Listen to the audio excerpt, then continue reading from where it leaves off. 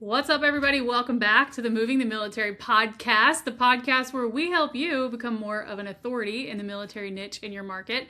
And if you've listened to this podcast for the last 6 months we've been doing it, the fact that I'm doing the intro might be a little weird for you. Matt? It's a little weird for me. I'm over on this end going like, wow, I'm not serving it up today, man. I was going to say, was mine better? I'm ready to volley, baby. Let's go. Was my YouTube intro better, or my official podcaster intro better than yours? It was classy. It was smooth. You know what I mean? It was like wearing a tuxedo T-shirt. It says, "Hey, I'm classy, but I also like to party."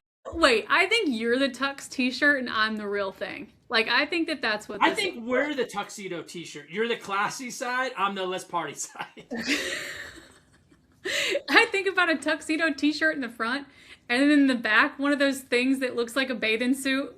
You know what I mean? Like, that's you. Yeah. All right, so let's get into it. So today, this is going to be a quick and dirty podcast. We've got a topic that's pretty tactical, so we're going to get into a tactical podcast today. And we're going to talk to you guys about what we believe are the 5 jobs of an authority. We call it an asset, but you may call it post, video, reel, anything like that. Doesn't matter. But what are the 5 jobs of anything that you're posting where you want it to make you look more like an authority? So we're going to take a deep dive into this. But Matt, do you want to give them the 5 or do you want me to do it? I think let's just do it one at a time. Let's do it one at a time and let's blow through it. So the first one is clarify, right? The first one, your job as an authority, right, to position yourself in the military niche in this profession is to clarify, which is literally help me understand. Because Dina, what you and I know, and we see it all the time and we coach people around, is information is everywhere. Information is everywhere. Interpretation is scarce. Yeah. And just remember, as you're doing this, you're not only helping them understand and like you clarifying your own messaging, but it's what are we talking about? Somebody asked me long ago, this is probably 4 years ago. I don't think I've ever told you this, Matt, but they said, if you had a superpower in business, what would it be? And I said this, which is funny because we're going to pass this on, was I can take, and don't fucking laugh, because I can also do the opposite. Before I say what it is, I can also do the opposite, and I'm diming myself out. But I can take extremely complex ideas and make them feel really simple and linear. Now, I can also take really fucking simple ideas and make them very complex, which I'm really good at that too. So the first things first, your authority in the marketplace and people's ability to feel clear when they've encountered you grows a lot when you can take something really complicated and make it feel simple. Because as Matt said, all of us are surrounded and inundated by total information overload, total garbage, right? And some of us tend to think, well, if they have more information, it's better. And in fact, there have been plenty of studies done in business that the less information someone has to choose from, the more confident they feel in their choice. And so people don't need more information. They need somebody much like yourself that can take all the information they're getting and help them make sense of it. Well, I think here's the thing. Complexity creates hesitation. Clarity creates confidence, right? And a confused consumer, they absolutely will delay. And I think the other thing too, when you're thinking about positioning yourself as an authority, simplification, however you want to say it, simplifying is evidence of mastery.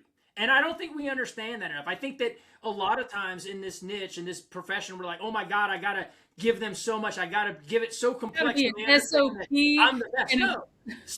Simplifying things actually shows that you're a master at it, right? Because you've been exposed, you've been experienced, you know the shortcuts, you know the things to do. The plight of the military real estate agent, specifically the one who's been in the military, is y'all make shit way too hard. Yeah. There does not need to be a contingency plan, an emergency plan, an exit plan. There just needs to be an original plan that we follow. And so we don't need to walk people through the worst case scenario. You guys do not need SOPs for everything. You don't. I love you, and maybe you feel like you do. But we're making these like basic ideas really hard for people to understand. And I'll also leave you with this, and then we'll move on to the next point. The person who can explain the problem someone's dealing with, so your consumer's problem, is, so let me go back. However you can make the problem someone's dealing with the most clear and the most illuminated is the person who's perceived to be the most capable of solving the problem. So whoever gets to the simplified version of what someone's dealing with first is usually the one people will pick. Yeah. So don't overcomplicate it. And if you think about clarify, I'll leave you with this. Here's the authority principle around clarify, right? The person who explains the problem most clearly is often trusted to solve it. Right? So the person that explains the problem most clearly is the one that usually is trusted to solve it. I love how you just cleared up what I said because I wasn't being clear. So thank you. Complexity. You know what I mean? Keep it simple, stupid. Right? So here we go. The second thing is diagnose. Right? So we talked about it as diagnose, which is help me understand my situation. Clarity teaches the subject. Diagnosis applies the subject to that actual person. Because not everybody is going to have the same diagnosis in regards to the buying and selling of homes, right? Most agents, they create answers instead of actually knowing what that person needs. So you have to diagnose, help me understand my situation.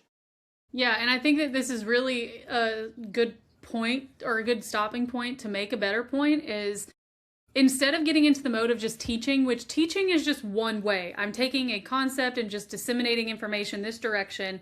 Diagnosis requires a conversation of sorts, not like a real one, but you can interpret what you think people are dealing with. So instead of just teaching about a subject or an idea, what you're looking to do is inside your content that you're creating, how do you help someone very specific recognize where they fit, their situation fits inside of the bigger idea? That's diagnosis. So think things like assessments, calculators, checklists, where are you in like the mall, right? The old school mall, you are here, or, any theme park anyone takes their kids to. So instead of doing things like here are the benefits of buying with your VA loan or buying during a PCS, you create 5 questions to determine whether you should buy or rent right now. Right. And then you kick out, and there are apps that do this. You could do this with like Lovable, which is an AI web-based, builder. You can do all kinds of stuff with AI now. So think about how do we help these people take assessments and then give solutions based on where they fall into the assessment. Well, diagnosis is not just about generic fits-all answers, right? A military family doesn't really care, and I'm sorry for anybody if I offend you. A military family doesn't care whether buying is generally better than renting. They want to diagnose the problem. How long are you going to be here? What if your orders change? Can this property turn into a rental, right? Will it stop me from buying my next PCS? And so you have to actually diagnose what they're thinking, which goes back to clarify. Yep. Yeah, so the goal in the diagnosis step is how do you help them get closer to making a decision? That's it. Now, number 3 is to reduce the risk. Now, you're never going to remove risk, and I will tell you, please don't make promises that this is risk-free because it's not. You all know this. You've been in, anybody watching this has probably been in real estate for a minute or two. You know that risk is a part of buying and selling real estate, but here's your goal in step 3. Help them feel safer while making whatever decision they decide to make. Yeah. Because people aren't afraid of buying the house, Dina. They're afraid of what happens after they buy it, right? And that's where you're help me feel safer about making this decision with de-risk. Yeah, and I'll tell you this too, like people don't really move forward often when they're not clear on how things are going to go. People often will stay where they are because they lack information and they perceive that the risk is higher than what they're going to want to get into. But just remember, I just said they perceive the risk to be higher one way or the other. And most of the time, the perception of higher levels of risk or higher levels of uncertainty is just because your content didn't actually clear any of that out for them. Yeah, and risk doesn't disappear when you, the agent, says, don't worry. So, yeah, no. And it's like funny that people do that, Matt, because they don't fucking know you. Yeah, so some stranger on the internet. Don't worry, I got this. That's not you're not de-escalating my risk, man. You're not mitigating the obstacles that I see in front of me just by saying don't worry. Right? No, the risk is real. Right? The risk is the adult version of don't worry, your parents will be fine with it. There's a puppy in the van. Like yeah. I'm not going there. You know what I mean?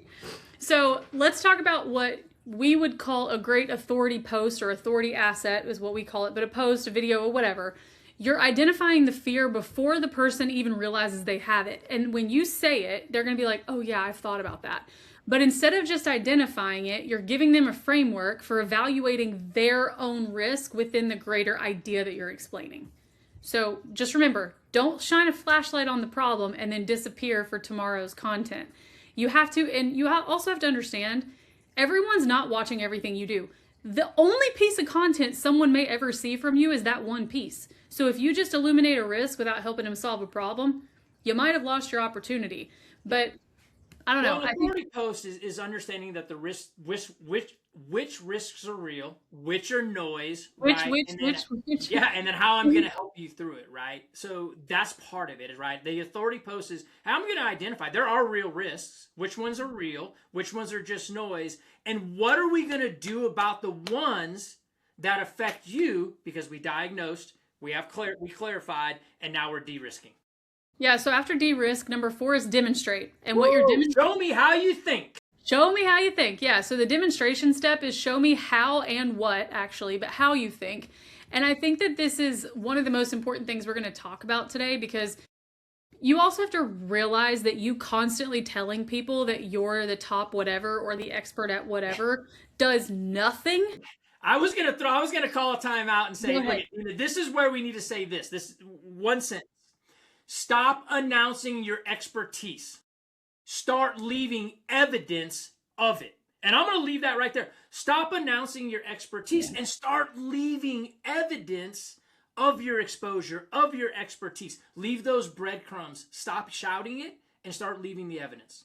Yeah, you could do things like breaking down a real scenario you've gone through, analyzing, you're helping someone walk through a PCS decision. You could do a case study of sorts. Just remember before you do this, get permission from people or don't use their real life name or real life scenario. Because if people come across your stuff and you didn't have permission to share their personal story, that might cause a little problem. Yeah, well, it's the proof of work, right? It's the proof of work in regards to this, right? You don't tell people you're an expert. You give them enough evidence that they reach the collusion. We're not talking about collusion, right? But they reach the conclusion, right, without you ever having to say it. And I think that's where we get so ego-based. We're always shouting how great we are. Hey, look, if there's enough evidence, if there's enough proof in the work, they will come to that conclusion without you having to shout it. Well, and normally when you're shouting it, people who are genuinely skeptical people, which are most military service members, are like, if they have to say this, they're probably not that good. Let's get into number 5. Okay, number 5 is the last one on here, and it is direct. So it is tell them what they should do with what you told them. There's this old thing that used to say, I'm going to tell you what I'm going to tell you, then I'm going to tell you, then I'm going to tell you what to do with what I told you, and then I'm going to tell you what I told you, right? And why it matters. So it's tell them what they should do next with the information that they've just heard from you. And the funny part is you got to do all of this in like 90 seconds or less, but we're giving you a framework for what to think about to make your posting better. Yeah, what should this person know, believe, or do differently after consuming the information you just gave them? Yeah. That's what you want to think about when you think about being direct. Yeah, so think about it like this. First, we have to help them understand. Then we have to help them evaluate what they think they understand and what situation they're in. Then we have to help them get to a decision. And then they get to action. So it's understand, evaluate, decide, and act. That's what this framework is leading them through. But that's not going to usually be call me to buy a house. It might mean download the PCS guide, run the calculator, watch my video, attend a workshop. It's usually never call me if you want to buy a home or see this property. The next step that you propose during your content should feel like the logical continuation of the conversation you were just having with them. Well, and I think that you said something really neat, really think. When you think about your authority positioning and your authority post, it makes me think about what we're all looking for. We're all looking for that CTA. We're all looking for that call to action. And the best call to action doesn't feel like a call to action. It feels like the obvious next step. So when you think about your authority positioning and your authority post, my call to action should not feel like a call to action. It should feel like the obvious next step in the process. Yep. So we hope that these 5 things that we gave you today make it a little easier to understand where you're maybe missing the mark in some of your content and why people aren't really reaching out to you. Matt, do you feel like we left anything out for today, or are we good to wrap this up? I think we're good. I think the only thing I would say is this. When you think about the 5 that we gave you, and I'll break this down super quick. Clarify. I understand the problem. Diagnose, I understand your problem. De-risk, I understand what you're afraid of. Demonstrate, you can see how I solve problems, and then direct, you know what to do next. If you think about it that way, these 5 things, and you literally, curate your content, your authority posts around this, and you just carry yourself daily in all of your listing game plans, your buyer strategy sessions, all of your conversations, you will maximize impact for them and for you.